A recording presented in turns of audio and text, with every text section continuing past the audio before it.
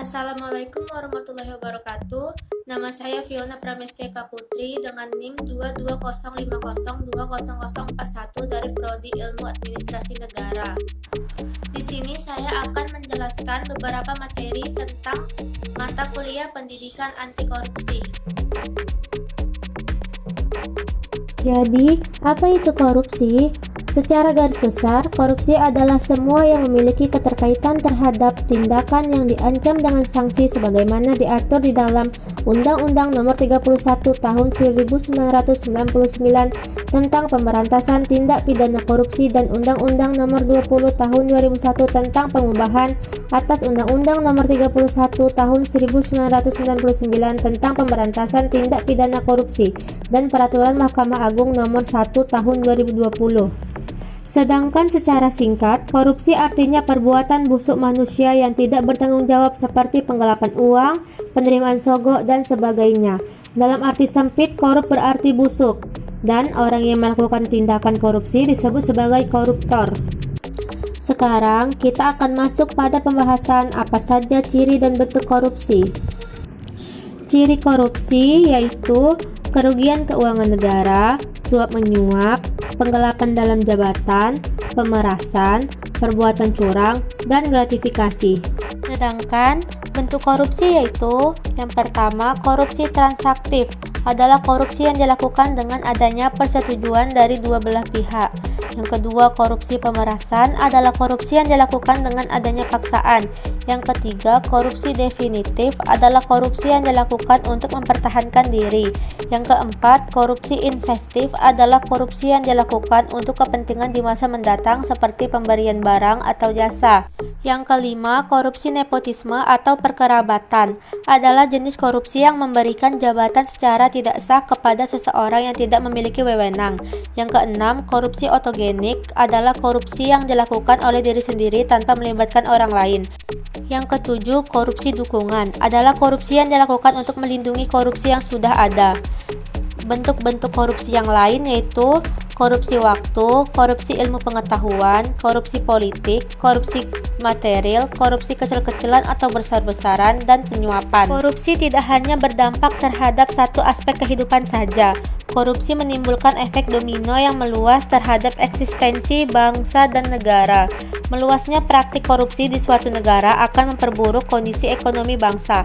Misalnya, seperti harga barang menjadi mahal dengan kualitas yang buruk, akses rakyat terhadap pendidikan dan kesehatan menjadi sulit, keamanan suatu negara terancam, kerusakan lingkungan hidup, dan citra pemerintah yang buruk di mata internasional, sehingga menggoyahkan sendi-sendi kepercayaan pemilik modal asing.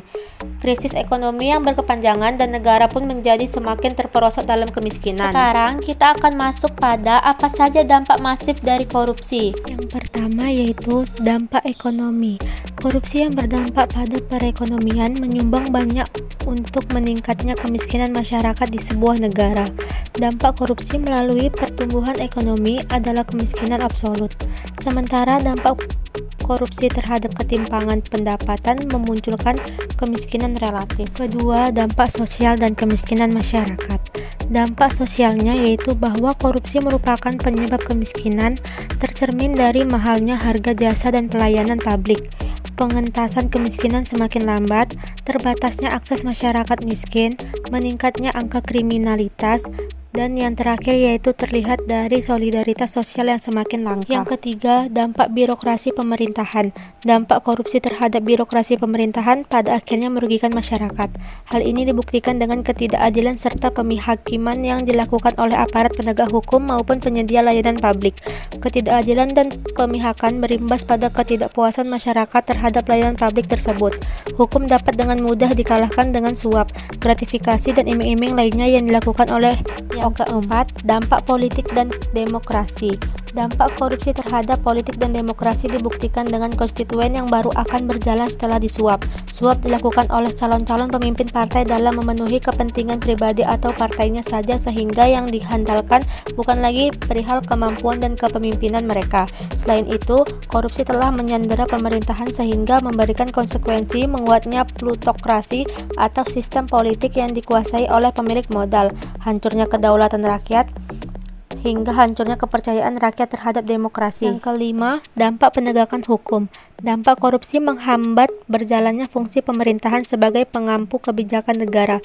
Hambatan yang terjadi diantaranya menghambat peran negara dalam pengaturan alokasi dan menghambat negara melakukan pemerataan akses dan aset. Yang keenam, dampak pertahanan dan keamanan. Dampak korupsi terhadap pertahanan dan keamanan diantaranya melemahnya alutsista dan sumber daya manusia karena anggaran yang menguap sia-sia.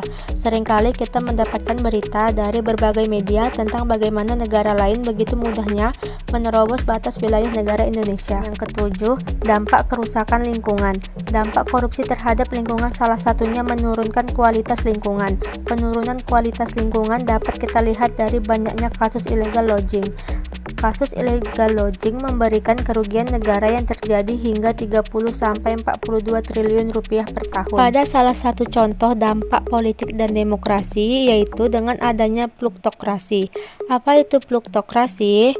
Pluktokrasi adalah keadaan di mana politik akan dikuasai oleh pihak-pihak swasta dan hancurnya kedaulatan rakyat, kekayaan negara dipakai untuk orang atau kelompok tertentu. Sekian penjelasan tentang mata kuliah pendidikan anti korupsi dari saya. Wassalamualaikum warahmatullahi wabarakatuh.